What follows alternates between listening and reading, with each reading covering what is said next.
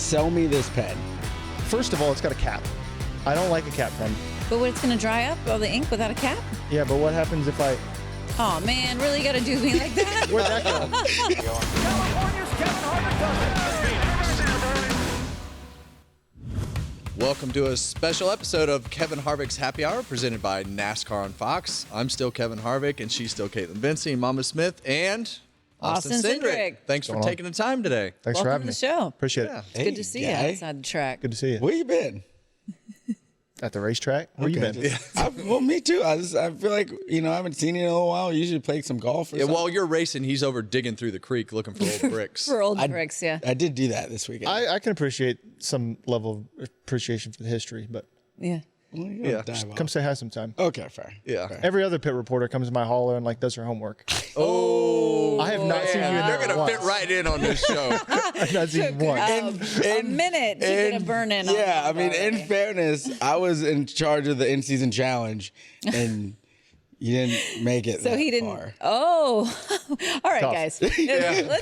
Let's proceed forward with this. You're fresh off of Indy, another top 15 performance, I might add. How was your weekend out of the Brickyard overall? Would you say? I tested my patience, without a doubt. Just with everything that went on for us in practice, not getting a lot of laps with having some issues, and some of that kind of bleeding over into qualifying. Pace in qualifying was super quick, and not able to perform well enough there, and then just to kind of just grind our way all the way forward, and at the end of the race have to do some strategy and finally get the opportunity to at least try something to make some ground up and come out with a solid finish and some decent restarts. So kind of the story of probably our last couple months of just being able to maximize some of those days, and for us it's I guess the minimum of what we need to keep doing for the next couple months. When you look at the situation that you're in with the chase and where you're at in the points and everything that you have going on, like you say, it's kind of been a grind to get to this point. Now you've got 4 weeks to go, and you're in position to say, okay, finally, if we can just make the chase, I can get somewhat of a reset here and make a little bit of a run towards the end of the season. Where do you feel like you are? Are you comfortable with your points position, or what do you think about everything where you currently sit? Yeah, I mean, the bigger picture, I'm definitely not satisfied because, yes, we have to make the chase to have a shot at racing for a championship, no doubt. But I also feel like if you look at it mathematically, and this has been my standpoint from the start of the year when the chase format was released and how the points are going to be staggered once it all resets, I think at 16th, you have no realistic shot of racing for a championship. I think that's just how it is, and I think in some sense that's kind of how it's supposed to be.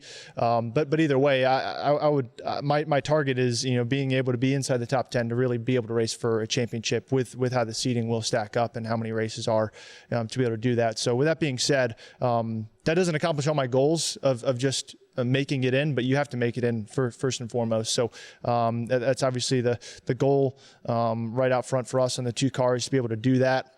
As you mentioned, we've been top 15ing the world to death, which isn't really a stat that anybody tracks in NASCAR. So you're suffering and succeeding in silence at the same time. Don't say that. So 6 of the last 7, I got it right here in the top 15. Yeah, that's Mamba doesn't. Mamba does not, though. And some of those are overachievements, and some of those are severe underachievements, and it's difficult to process that sometimes. But it's important to be very realistic with yourself and the team, and what the goals are, and whether or not if you're accomplishing them. So it's been a grind, no doubt, but we've been able to keep our head just barely above water, and I think it's important for us to keep going. I think one thing that gets lost often is how difficult it is going from the O'Reilly series to the Cup level. Can you kind of explain that? You had success at the O'Reilly level, and you've had success at the Cup level, but you're talking about how you're grinding it out to run in the top 15. Can you talk about the differences of those two levels a little bit? Yeah, well, I think when you look at it simply, whether if it's cars, teams, drivers, forget about the level of talent, or is the best Cup Series driver better than the best O'Reilly Series driver, or the best late model driver better than the best Cup Series? At the end of the day, the car's a car, and who's performing well is who's performing well. But the quality of team and driver, no matter how you cut it, there's 30 of them in the Cup Series. And when you qualify 35th, like we did at Indianapolis, the 34th place car is a difficult pass. That's not an easy thing to do. Like you're not going to outwit or out-strategize or outdo, just by experience alone or reps or talent. So I think there's a lot that goes into it. I say all this, and Corey Heim goes out and wins the race. But I think there's a double edge to that. I mean, no different than me winning Daytona, my first 500, my first full season rather. So look, it's a very challenging level, and I think it requires everything. It requires every piece, and whether if that's the car that you're driving, the team that you're with, or your ability to continue to develop and adapt. Although the car hasn't changed since I've been in the Cup Series, so much has changed since we've gotten this car. So be able to continue the evolution and be able to be on par with that, but also still be able to continue to rise, my level. And I think that's, where I feel like how I've managed races in the last however many weeks and months. I think that's where I begin to realize the experience that I do have in the series and how to be a leader and how to continue to push forward when things aren't, absolutely the best of what you think they can be. So I'm sorry, Kaitlyn. So when you talk about that, how has that changed from when you started to where you are now with the conversations you have with your team, engineers, and all the things that you do internally? Do you weigh in more now to say, no, we can't do that? Where do you sit on that? Because I think that's an important role as to how do you progress the team. We always talk about Joey Logano and Denny Hamlin being able to get in and help guide their team to get them back on track. Where do you feel like you sit on that side when you're sitting in the meetings? Well, I think it's very important, and I think there's two different meetings that you're describing. One is the meetings with the two-car guys, and the other one is a meeting with the entire team.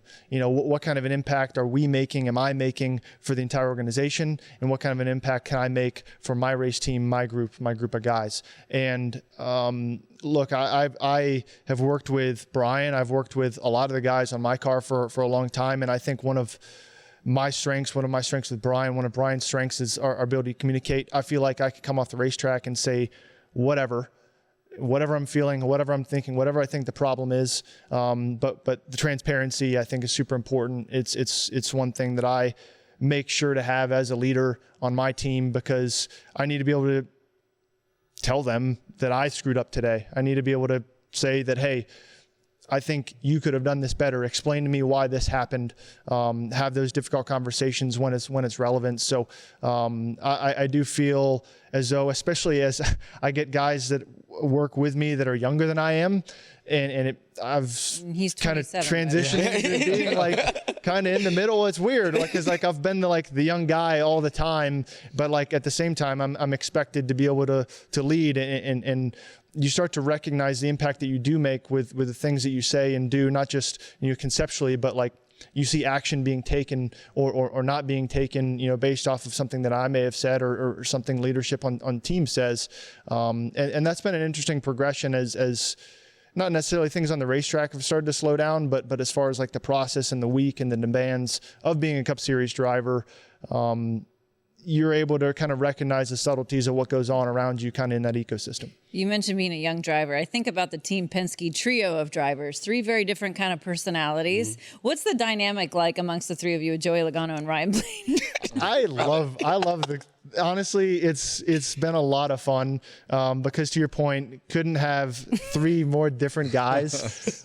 All three of us, I feel like, have pretty good senses of humor. Yes. I feel like I could make Joey laugh in his sleep. But, Ryan's obviously, got a dry personality, but also his humor is super well timed, very sarcastic. And I feel like I'm the one that's not afraid to say anything at any time. And maybe you don't know that about me, but that's when people look at me in the meetings, is when something inappropriate needs to be said. Maybe not inappropriate, but inappropriately timed. Let's say that. Okay. The icebreaker. The whole room starts to look at me. Yeah, I'm not afraid to say it. So it's honestly a really great group, but also, from, being productive, I think the three of us break down our race cars in a much different way, which I think you could take two different pathways as far as is it productive or not. But I think a lot of the times we often find ourselves solving same problem in a different way, which I think has been very helpful. I always joke with Joey that I always view him as the last of the old school drivers. And the way he describes things are never in a million years in how I would look at a certain scenario of how the car goes around the racetrack. But it's very helpful for me to think about things in a different way, because I think you have to stay open-minded, continuous change. I talked about those things earlier, that I think it's very important that you have to continue to evolve, and sometimes there's better ways to evolve than what you currently think is best. So, and I think Ryan is no different in how he approaches things, but also how those guys, I mean, they're both champions, how those guys approach being a leader on the race team. I think it's a very kind of open-ended job as a race car driver, because you can do the bare minimum and just show up with your helmet, get in the thing, and make it go as fast as you can, tell them what it's doing, and leave.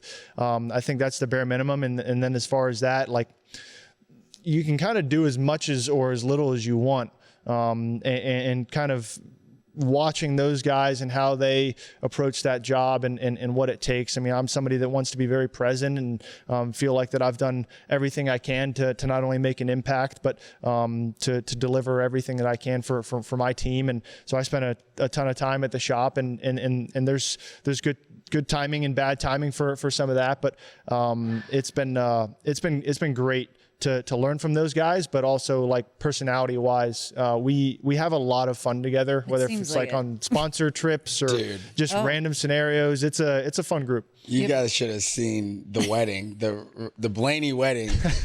We had a time. Careful how much you share. No, no, please do. Well, I mean, just a little bit. Like, me and Austin, we haven't. I think this is where Mamba and I became friends. This is without a doubt where I was like, oh no, this is one of my guys, because we were kind of off to the side and we were just having a couple beverages and talking, and he just laid some jokes out there that, coming from Austin Cindric with a pristine bow tie, you know what I mean, that you just would not have thought you would have heard, and it had me floored. And then one of the times, Austin, that we actually did the ARCA race for Fox together, when you talked about Joey describing his race car, I remember there was a driver that was talking about it felt like he was going over train tracks. And I go to Austin, I'm like, Austin, he says it feels like he's driving over train tracks. Can you describe or explain what that means? And Austin's like, I have no idea what the hell that possibly could be. And, like, I just enjoyed the time with you outside of the racetrack, and then also, being on the broadcast. You enjoy doing the broadcast. Yeah, no, it's fun. I appreciate that. And yeah, the broadcast stuff is definitely not as fun as driving the race cars. That's right. But it's one.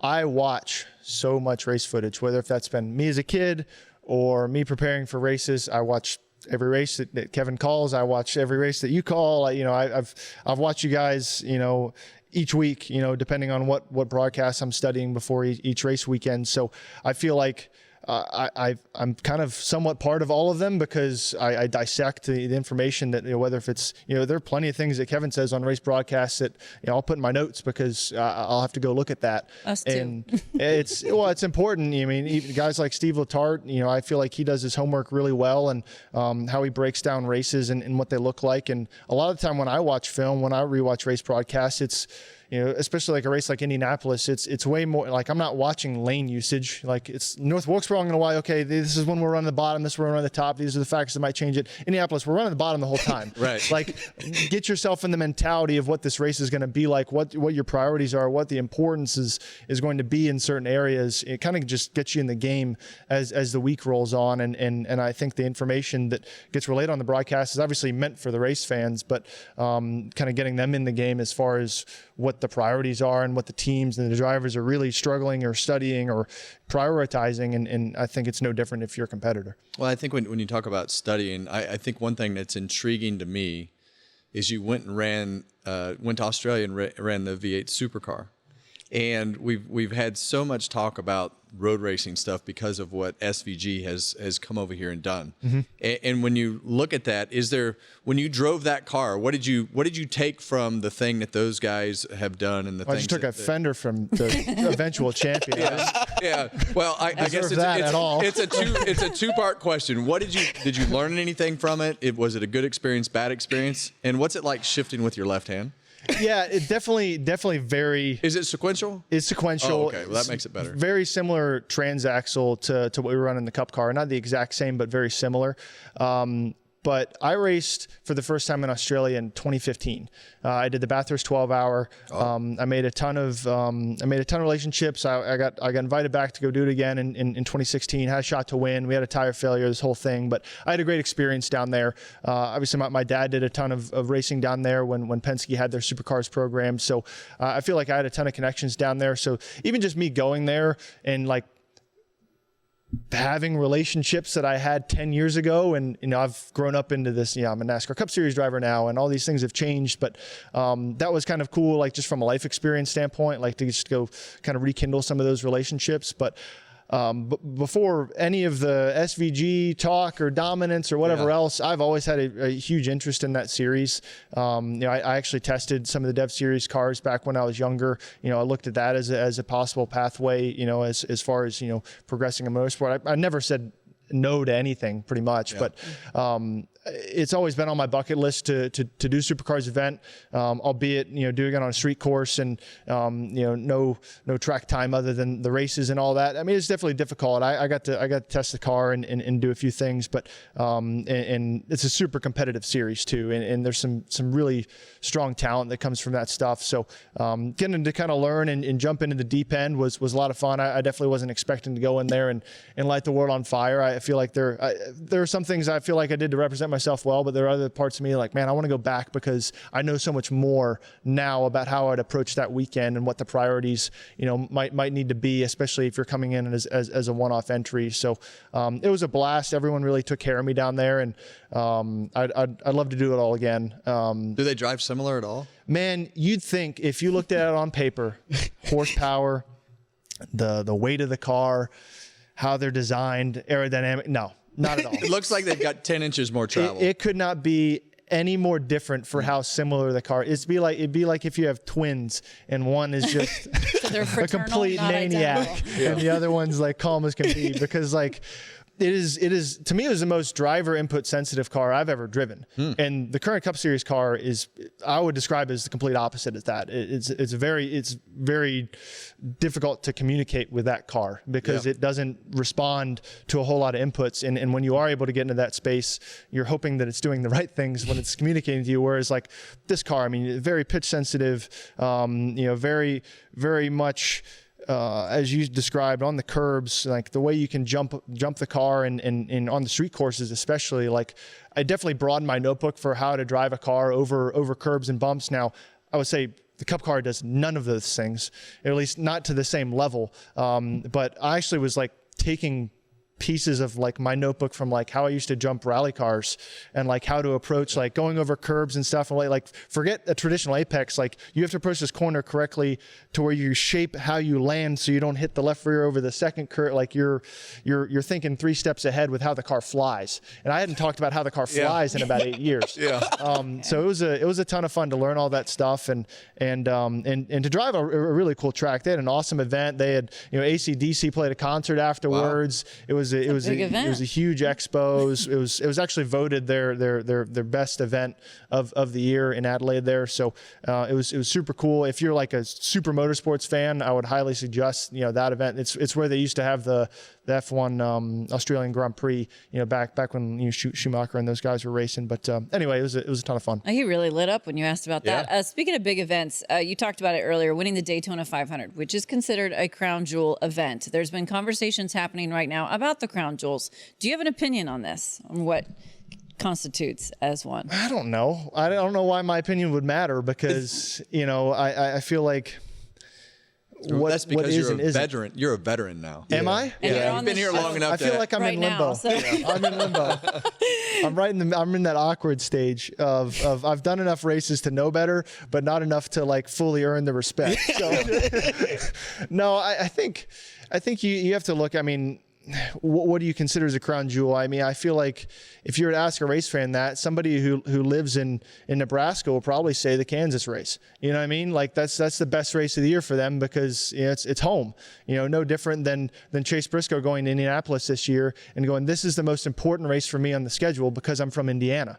And I look at it the same way as far as what's important to me, and then you just have enough people that have the same opinion, and then boom, we have what we care about. I think the Daytona 500 is always going to be that way. I think the Southern 500, I think that's one of the most difficult and also one of the most difficult to explain to people why it is so challenging. I think there's a ton of races on our schedule that deserve the appreciation, a ton of racetracks, and I think that's what makes our schedule exciting, is because the race fan tunes in every week, and odds are they're going to see something completely different week to week. What they watched in North Wilkesboro, completely different to what they watched at Indianapolis. And it's going to be completely different at Iowa. It's going to be completely different at Daytona, and so on and so forth. So I think that is what makes our sport so unique compared to maybe even other forms of motorsports, is that they have something different and unique to look forward to every week. Whereas I don't think it's just because we say it's something important that really represents its importance. So I know I kind of dodged the question no, you a little did bit. great. No, he dodged it. No, he dodged it. He dodged No, it. he completely dodged it. Kaitlyn, can I see that? Yeah, we got to get to this important topic. Sell me this pen. He didn't like it earlier. I've already reviewed this pen. Yeah, okay, sell it to me. Well, first of all, it's got a cap. I don't like a cap pen. But what, it's going to dry up, all the ink without a cap? Yeah, but what happens if I... Oh, man, really got to do me like that? Where'd that go? I'm never going to find that again. And now this Somebody pen throw is it back. useless. It's going to write all over everything. You're done. You're cooked. So what about the pen? Like, break it down for me. Well, it's a very one-dimensional pen. I have reviewed this. You follow me on Instagram. I You do. should see this. I have seen it, but I It's want to do it for one-dimensional. people. This- Well, first of all, there's no hand grip. There's you feel this little edge here. Yeah, So okay. Austin rates these. This is a new thing do. he's been doing for It people really who may not is. understand what we're doing right now. It's turned into a thing. It's very much turned into a thing, and I don't say that in a negative fashion, but I do consider myself, and I take myself very seriously with what I do. I see that. And by that I mean driving race cars. So the fact that I've pretty much committed myself to reviewing pens is laughable. But yeah, I forget what I rated this pen at. It writes very well. It smears like crazy That if you're I left-handed. have noticed. Yep. And it leak, like sometimes the ink will come out. I don't know. It's got some issues. But it's actually the longest lasting ink on the market. So I have don't you know if that is something. researched this? Like, how do you know this shit? I just a guy who knows pens. Okay. So when you review these things, are you putting these on your social media? Is there like do you have all social media? Do you have TikTok? You want me to sell this to the people? Yeah. Your viewers who might Absolutely. Yeah. not fully subscribe to I mean, Austin came Cindric. about. This is my time. He doesn't pay attention to TikTok, but has a dating app. So do you use dating apps too? Do you have a dating app? Raya. Oh, because you're a celebrity. Well, I know celebrity. Wait a second. He asked if Raya is a celebrity dating app? Yes. I told you this. Remember, it's only for I like, did not pick that up. people in the public eye. Are you on it? No. Okay. He doesn't need to be on it. No He for got Nomex cologne. He don't need it. No, man. Yeah, that works wonders. Huh? Yeah. Don't put me in that position. Don't even put me in the position to comment on that. Boy. I love Austin. He wanted me to sell pens. You're getting me Yeah. all worked You're up. trying to sell waffle belly. Well, this is the best. This is amazing. I need to find something to ask you. A real question. to run out of here. I'm connected to the whole chair. I gotta run. Well, we enjoy the pen videos, though. No, I Did that appreciate just it. Come about out of the blue. You were like, No, if you want the full story. yes. So I get bored with. I don't consume, like, if I'm being honest, I haven't watched a single episode of the Kevin Harvick's Happy Hour podcast. Don't feel bad. I haven't either. Okay, perfect. I don't listen to Sirius XM NASCAR radio. I don't, rewatch anything until it's time for me to drive at that racetrack. I do enough scrolling on Twitter to see when Bob says it's time to go to your cars or what the weather's doing. And that's really it. I try not to consume as much because I feel like that can only be a distraction as a competitor. Educate yourself with whatever you find necessary, and that's it. But nonetheless, if you are a race team or a race car driver, there is an obligatory post that happens every week. You post a graphic or some neat picture, and then there's a time and date for when the race is, and then you send it out. I do really like what you guys have been doing on the speed thing, where it shows every racing series and the Yes. times, because I don't understand the necessary evil to this, because when I want to know when to watch the IndyCar race or qualifying or practice, I go to Scott McLaughlin's IndyCar page because I know he posts the dates and times for everything, and it's pinned on his profile. So it's a necessary evil, but it's very boring, and it floods my feed, and I hate it. I don't hate it. I get it. But I've always tried to be very creative with how I do this. Like the last couple of years, I've done like old Ford ads, like found like some ad from the 70s or 80s and have it reworked to where it's my car and has the same times and all that. It's been very cool, but I've tried to advance to something bigger and better this year. And I decided it would be funny and well received if I used AI to generate a video about, you know, the race weekend, have some like character, right? So the first one I did was Bristol. And so I'm like, Roman gladiator. I'm going to have this Roman gladiator. He's like traveling to Bristol and he's going to come see Austin in the Freightliner Ford Mustang and, you know, tune in it. So it like, I just type it into the thing and it produces this image. Mildly hideous video. Oh, video. Yeah. With this guy's very robotic voice.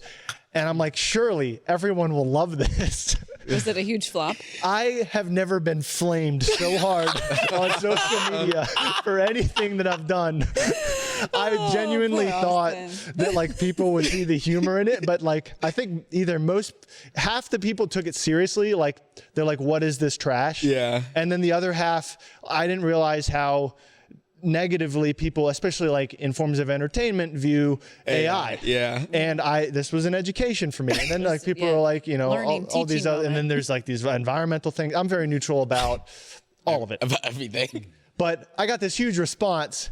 I'm like, well, I can't stop now. I have to have a little more fun with it. So I made like 2 or 3 more and they hated it every time. But they started to realize that it was a joke. But also at the same time, like the first one, I tagged all my sponsors and my team and all that. I'm like, okay, I can't be tagging my sponsors in something that's receiving this much negative feedback. So I did the next 2 independent, still trying to do the same thing.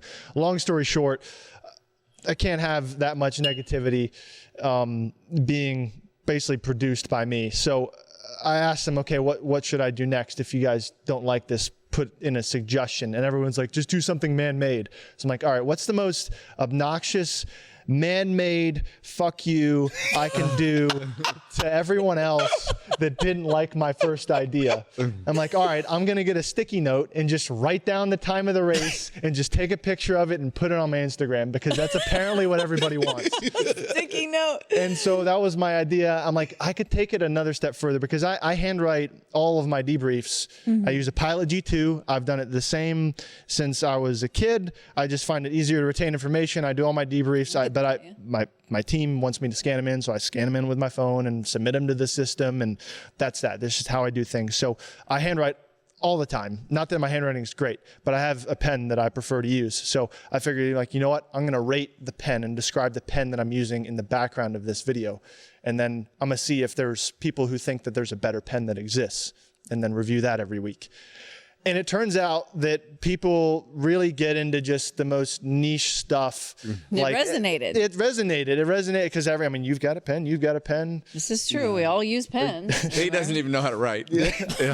Nor does he have a printer. I can barely read. Mama's illiterate. I can barely read. I'm gonna be honest. He can't print his own notes out. Yeah. So it's been very fun because like I go to racetracks and people now bring me pens and tell me to review them or give me suggestions. And so I've turned a negative into a positive with all of this, but it also means that every week on Wednesday, I have to find a pen, actually write a script. And I know I don't use ChatGPT to make the script. I make it up myself. And yes, I have to look up some stats about the Pilot Precise V7 before I write. Or I read the package, and sometimes it talks shit about other pens on it's the like packaging. Pen Wars over here. And then there might be pens that I've already reviewed. So it's very interesting. What's the most you've spent on one pen? The most I've spent on one pen? That's a great question. I think over $20. Really? It was the Zebra F701, which is currently my highest rated pen, and I think I rated it So too you still high. pay for what you get? I think you still pay for what you get to a certain amount. Yeah. There was one pen I did in my reviews. My best friend Logan likes to justify cost of buying things by how many Chipotle burritos he could have. Yeah. Because it's like a $13 expense or whatever. Yeah. And like you can justify the happiness, satisfaction that you get plus or minus of getting a burrito. Yeah. Okay. Well, if something costs like 6 burritos, it's like, I like this is it really worth it? So Yeah. I use that methodology, and now people ask me how many burritos, because like is it really worth the cost? If I can get like 8 of these pens for like one burrito, I'm probably going to get the burrito, not the pen. And now everyone knows why I say Austin Cindric is one of the funniest people I think in the entire garage. It's that. It was that whole thing, the whole soliloquy. You're pretty smart for a 27-year-old. I got to hand it to you. Does me reading pens make me smart? I don't know if it does. It's the glasses that make you smart. I just got these. It's not. It hasn't. Well, been you that tried long. glasses. Did it help? It made me look smart. Okay. Look, watch There you this. go. Ready? It's just a little switch. Stretch them out. Perfect. Very astute. Very astute. Yeah. Can you see better? No, he has weird vision. I'm not gonna lie. Yeah, well. It's not great. Hey, thanks so much for Thank you. joining us. Yes. This has been great. We're wishing you the best of luck the rest of the way through the regular season and hope Thank you come. you. Hey, start watching our show. Yeah. On no another promises. note, you'll learn Honestly, a lot from I don't this know. one if you listen to Depends on the day. Well, you'll learn a lot preview of about the your race pen if you decided to watch my videos. Oh, that's I'm invested now. I'm going to watch them. Appreciate it. Thanks. Thank for having you. me, guys. thanks, buddy.